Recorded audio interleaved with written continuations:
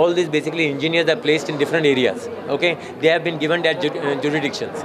They are basically waiting for either councillor or someone MLA to write a letter to them to say take up this work or that work. It is their duty basically to see whether the roads are proper in their areas, and they should put it up to the department. They are higher ups.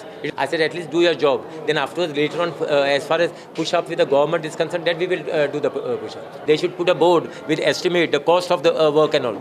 And I have told the smart city first of all to put up their boards first. Most important is smart city, because smart city is in the eye of everyone.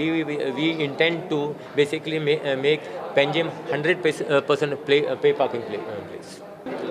Forget the revenue. Discipline is first.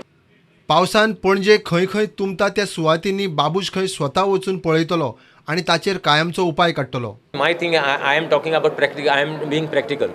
Let the rains come. We will see which are the areas which get flooded.